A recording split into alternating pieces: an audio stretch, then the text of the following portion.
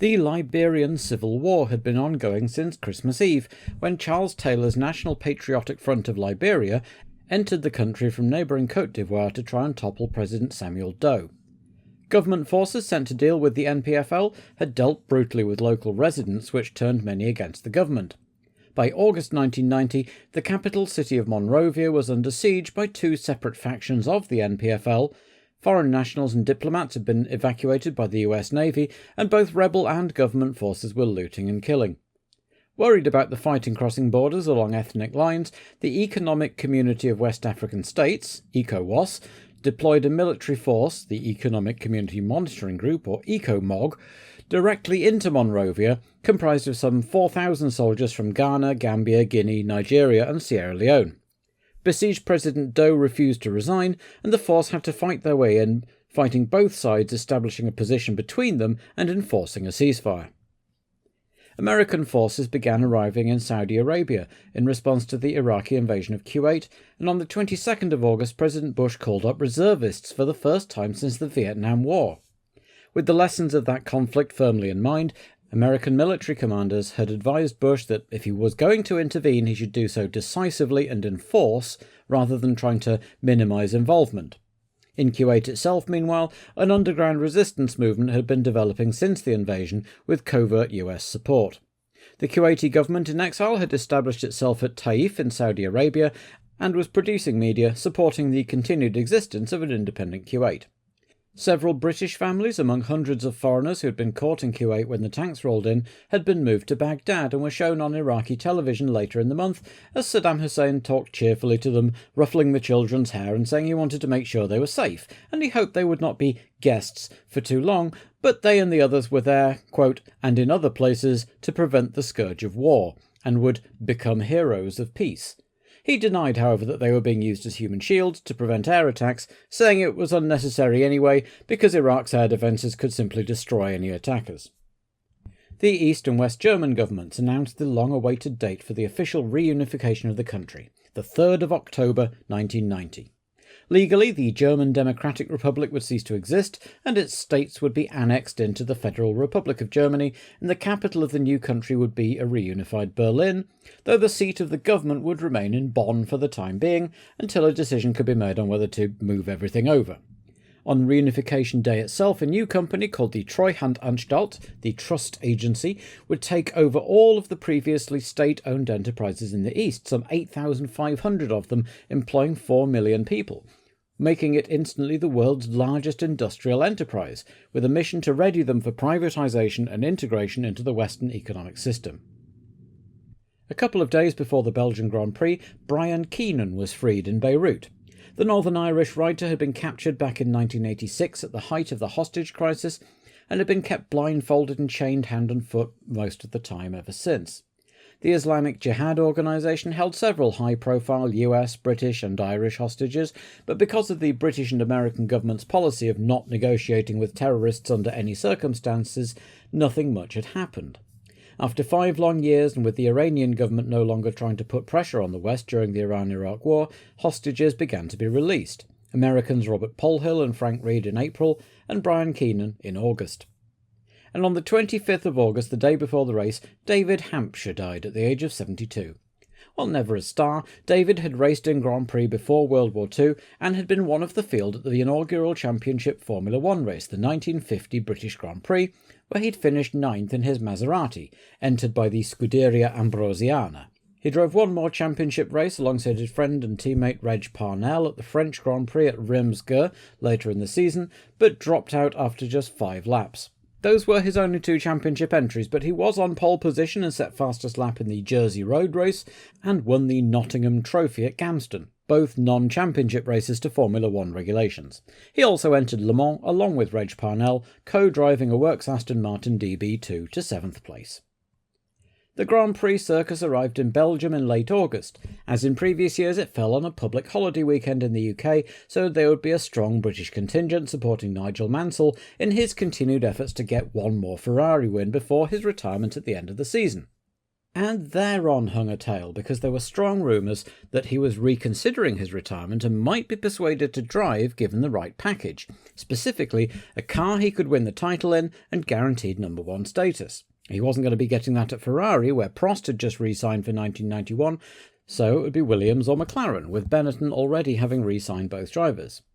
Ron Dennis had reportedly dangled the prospect of signing Nigel to encourage Senna to sign on for 1991, which he did just before the race, so that left Williams. The question was whether Frank could make Nigel the offer he wanted, and who would leave to make way.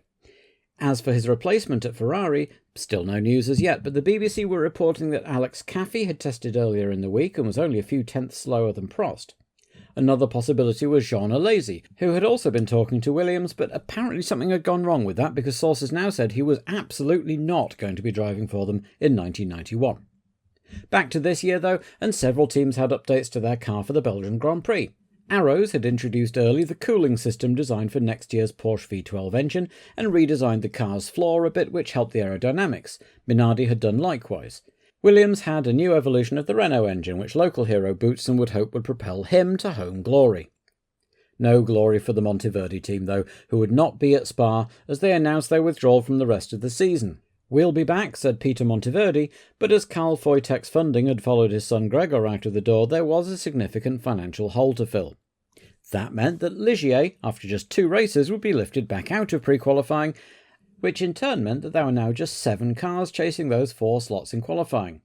One of those was another local hero, Bertrand Gachot, who made it through to the main event for the first time this year, joining both AGS cars and Guyar's Azella, with Moreno missing out by 4 tenths, alongside the inevitable pair of Langes and Giacomelli, whose life refused to fire for most of the session, then got in his usual 5 laps before an electrical failure. A philosophical Bruno would look forward to Portugal, by which time it was hoped that the transition to a Judd CV engine would now be possible.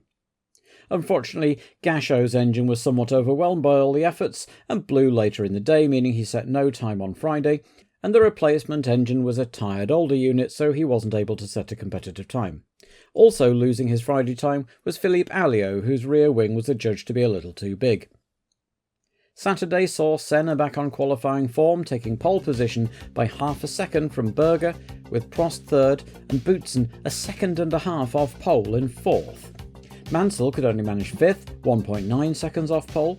Nannini and Patrese were next, with Piquet 8th after a terrific shunt on Saturday, and the Tyrrells on row 5. Aguri Suzuki, saying he enjoyed the circuit because it drove like Suzuka, was an excellent 11th. Stefano Modena had put in a great lap on Saturday to improve from 21st to 13th. The Lotai were well down again in 18th and 22nd, despite their encouraging race in Hungary, although it was an improvement on their double DNQ here in 1989, while if the aerodynamic changes on the Minardis and Arrowses were helping, it wasn't immediately obvious. Olivier Guyard made the start for the first time since Mexico, but the other 3 pre-qualifiers would all miss out alongside Alliot. It had been blazingly sunny all weekend so far, but Sunday's weather was muggy, damp and overcast, with the usual threat of rain never far away, and everyone lining up on the grid with no problem. Away they went, Senna leading away from Berger and Prost, but further back Piquet, moving over to avoid Patrese, nudged Mansell into the barriers, and Alesi raised a huge cloud of tyre smoke, braking to avoid the incident, while the 2 Lotai collided in the chaos and both were out too. Further round the lap and missed by the cameras, Nakajima and Modena collided, which brought the red flags out. 23 cars lined up for the restart. Warwick was in the spare Lotus, so Donnelly had nothing to drive, while Suzuki had already been in the spare Lola, so again was left without a ride, and Pirot peeled in at the end of the parade lap with a water leak. Mansell and Piquet had both switched to their respective spares, and several other cars had had repairs done too. And away they went for the second time, and again Berger cut right across in front of Prost to block him, which allowed Boutsen a clear track to take second going into La Source, which everyone, just, successfully negotiated this time. Senna was immediately pulling away from Boutsen with Berger right on his gearbox and looking for a way past. Behind them were the 2 Ferraris, Mansell ahead of Prost, who'd been balked by Berger, but then Barilla understeered into the wall at Radion, spread his Minardi all over the track and set what was left on fire, while in a separate incident Martini and De Cesaris had it coming together, so out came the red flags again, the first time since Austria 1987 that a race had been restarted twice. So it was back to the pits where Ron Dennis wasn't happy and told ESPN's John Bisignano why. Ron Dennis, chief of this fabulous McLaren team, you were talking to the flagman here. Do you think that it should have been stopped this second time? I don't actually think it should have been stopped the first time. They were very clear in the driver's briefing that unless there was a complete obstruction of the circuit or a driver in some degree of danger, then they would continue to race. And there was a few cars off, yes, but there was all around the circuit was a clear road. The second start was even more extreme. The driver was out of the car was pretty much off the circuit. There's certainly no need to stop the second race. Perhaps we should just keep having starts until there's a Ferrari in the lead. Wouldn't that be interesting? What does it do to the cars to go through 3 standing starts like this? How does it affect the mechanics of the automobiles? Well, obviously all the drivetrain is subjected to its most critical loadings when the car's full of fuel. And this circuit's even a little worse than normal because it's a very grippy circuit and it's an uphill start. So if you had to sort of guess where cars are going to get the biggest loads on their clutches and drivetrains, you'd say it would be Spa. So, fortunately, at the moment, it seems like we've built them strong enough and they still seem to get off the line, but it's obviously frustrating for the drivers. Well, RD, let's hope that number 3 is the lucky one for Team McLaren here. It's not about the first lap, is it? It's about the last. Absolutely. Though, to be fair to him, he hadn't actually seen the full extent of Barilla's crash.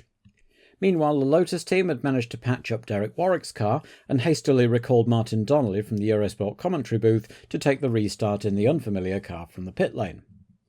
Off they went again, and despite a lot of tyre smoke, everyone got through okay, with the 2 McLarens racing into the lead ahead of Prost, Boutsen, Patrese, Nannini and Piquet, with a lazy 8th and Mansell back in 9th, not liking the spare car set up for Prost at all.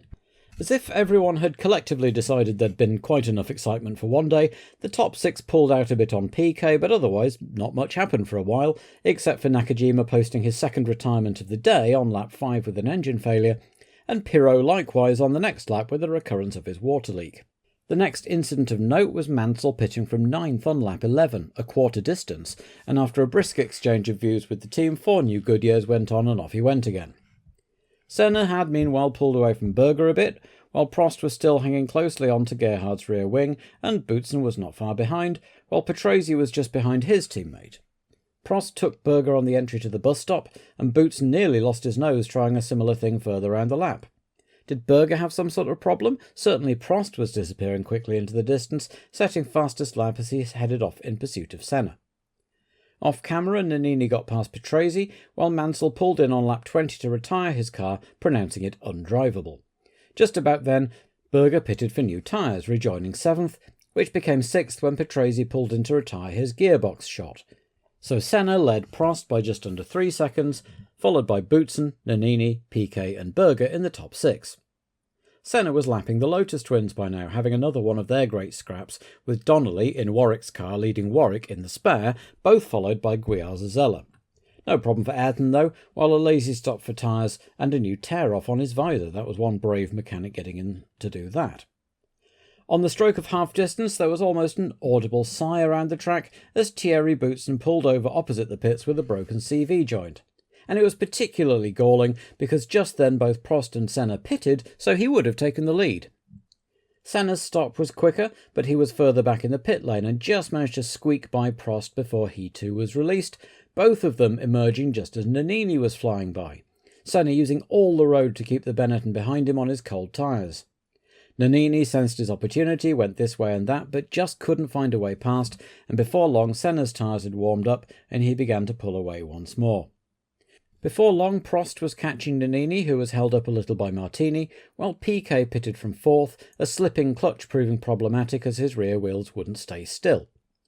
A few laps later, as the sun was just beginning to peek through, Prost had caught the second-place Benetton and dove through into the bus stop chicane, by which time Senna was over 7 seconds up the road.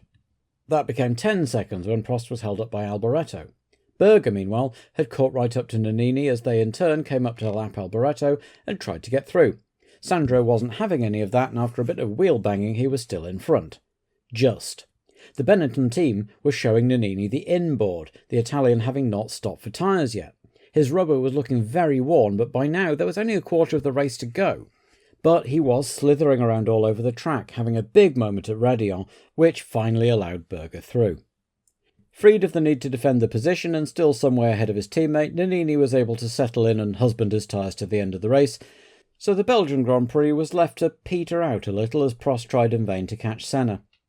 In the end, though, Ayrton crossed the line some 3.5 seconds ahead of his rival, taking his 25th Grand Prix victory to overtake Niki Lauda and Jim Clark into third, behind Jackie Stewart on 27 wins and that man Prost still leading on 43.